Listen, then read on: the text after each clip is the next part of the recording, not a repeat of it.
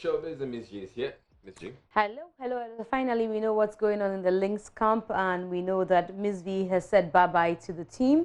There's been a statement released from both camps. Let's see MzVee's statements, and then we'll see that of... so for those of you who do not know MzVee, that's the dancehall artist who is parting ways with the Lynx group.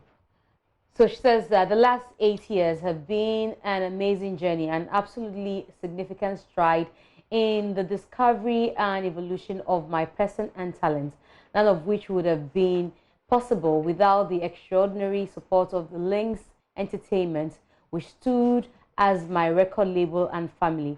A little over a year ago, I took a sabbatical leave from active music, and there were lots of rumors surrounding it. It had only taken a much-deserved break to re-energize, get in touch with self, and redefine my artistic expression in a way that allows me give my best to my fans. Lynx Entertainment will always be a strong pillar in my career, and so it comes as no easy task to have to announce my departure from the label. Both parties have amicably consented to, with continuous support for each other, to part ways moving forward. These 8 years with Lynx Entertainment have been absolutely delightful, blah, blah, blah. So she goes on to talk about, you know, how there's been a Big Brother label, and Richie has been a big brother to her and all that. So that's response from Lynx Entertainment as well. So let's see what Richie Mensah and the team have got to say. So that's Richie Mensah in your shorts. He's the CEO of Lynx Entertainment, and he also has a statement, you know. And so he says, we are aware that the fans of MzVee and Lynx Entertainment have understandably had many questions about MzVee's year-long absence from the music scene. This has been due to the fact that after years on the road, MzVee needed some personal time. Over the course of the year, the two parties, Lynx Entertainment and MzVee, have had to reflect, pursue, and review the works done over the year. We wish to announce that after 8 years of a very successful working relationship, Lynx Entertainment and MzVee are parting ways. So to you know, let us know that truly, two of them have decided to go their separate ways. So we wish MzVee the best, and we're looking forward to more from her. So congratulations to her. Okay. Let's go. So we've had a statement from both of them. But what's the inside scoop? The scoop is that MzVee just wants to start a journey by herself. She's not saying much, but what we hear is that she's going to be on her own? She's going to be on her own. She's going to do music. She's going to be on her own. She's just not happy. That's what we hear, in quotes, allegedly, with what some of the developments that have happened over the period at her label. But I'm thinking that Lynx has been great for me. Well, she's admitted that in her statement, but maybe she looks for more. You know, sometimes you expect more. But away from that, let's also talk about Miss Ghana. A few weeks ago, I had a conversation with the three girls who had been, you know, first runner-up, the Queen, and the second runner-up. So Queen, first runner-up, second runner-up. Only for us to discover that the first runner-up has just resigned. She doesn't want to be part of the group anymore. Look at Israel. Israel is bowing his head. Oh my goodness. What is happening? What is happening? People are just, you know, resigning and parting ways. But for a lot of people who do not know this young lady, let's see her in that conversation. Tell me, how's the journey been for this past 2 weeks? Life-changing. MzVee, I think appearances are deceptive. Yes.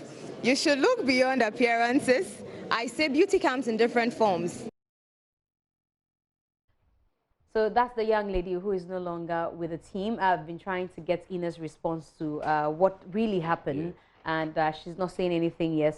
She's not responded to my messages. So hopefully when we get to know, but I can say for a fact that this young lady has resigned. She's tendered in a resignation. She's even out of town as we speak.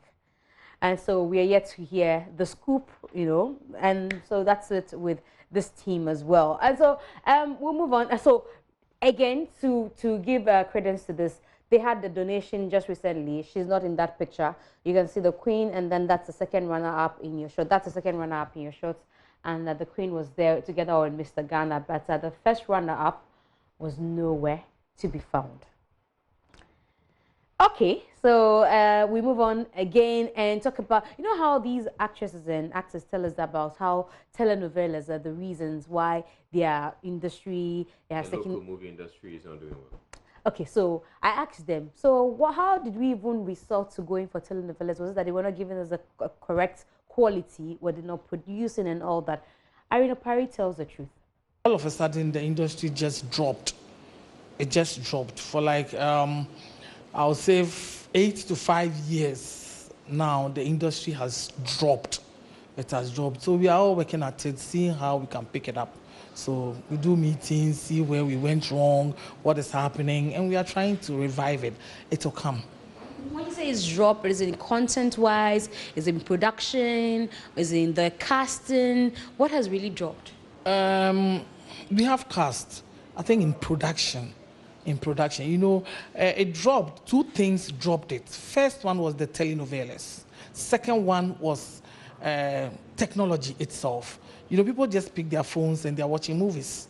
Unlike before, you need to queue to go to the cinema halls.